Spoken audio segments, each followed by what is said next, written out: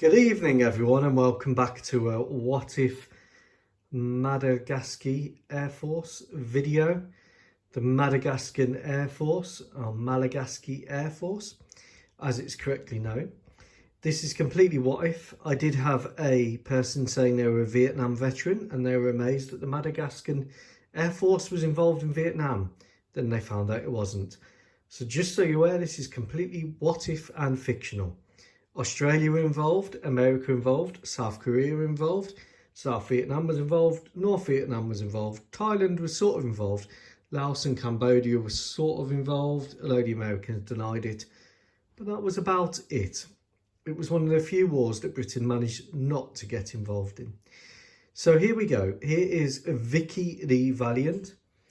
She is fully completed there with her mission markings. Vicky is a arc light Valiant. So arc light was the bombing campaign pretty much in South Vietnam, but it did go into Laos and Cambodia between 1965 and 1975. It was Strategic Air Command's contribution to the Vietnam War. General Westmoreland, who was the commanding general, absolutely loved it because it could deliver extremely heavy firepower in close support of American bases, special forces camps and troops in contact. That's right, imagine having 3 B-52s support your garrison if you were about to be overrun. Pretty heavy firepower. Now, some people, even within the American military, were not a fan of it, and they called General Westmoreland, and even internally there was some difficulties supporting it. It was in many ways overkill. Like the whole Vietnam War, it didn't change strategic outlook, but it did run until 1973. So in What If Land, the Malagasy Air Force had Valiants and Vulcans. Now the Valiant would not go up north.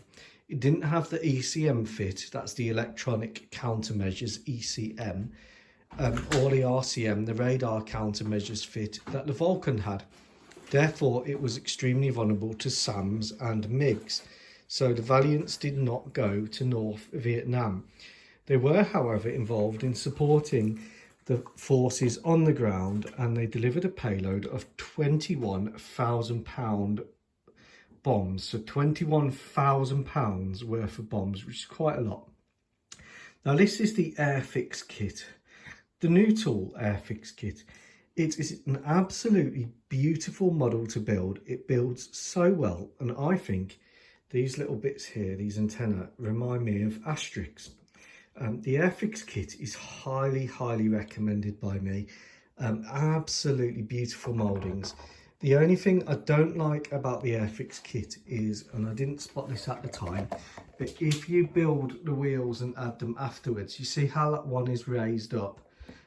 You have to get the landing gear the right way round, and I think I got it the wrong way round, or I will be building models in the future like I did in the past with the gear built first.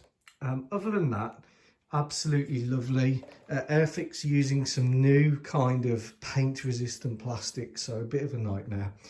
I airbrushed underneath and I had to touch up quite a lot by hand, and that was because of the plastic. The plastic does not take the adhesion of paint very well. So I've got some Motip primer, which I've used in the past, and I'll be using that on future models. The top is hand painted. I did that because it was actually easier just to paint it by hand rather than getting blue tack out and spray it. And the colours that I've used are 71023 hemp, which is the light colour here. 71289, which is the light green here, although you can use 71349. Underneath, 70861 glossy black, thinned down for the airbrush, and this I had to thin down even for hand painting, 70893 US dark green, so FS34079, FS 34102, slightly incorrect, and FS 34201. I use Vallejo colours almost exclusively, occasionally some Tamiya, because I find that they work the best. I did originally do this in a Southeast Asian camouflage top, which basically has US tan, USAF tan. But then I realised that actually, because the assets committed to Arclight were Strategic Air Command assets, they were in what was called the SIOP, or the Single Integrated Operating Plan top scheme, with gloss black undersides for the B-52Ds. So I've mirrored that on this aircraft. It's got the high-vis Malagasy markings and Madagascar there proudly displayed. A V for Vicky. And here is Vicky in all of her finery. And as you can see, she's pretty experienced. She's done a number of Arclight missions, and she now resides at the Malagasy Air Force Museum.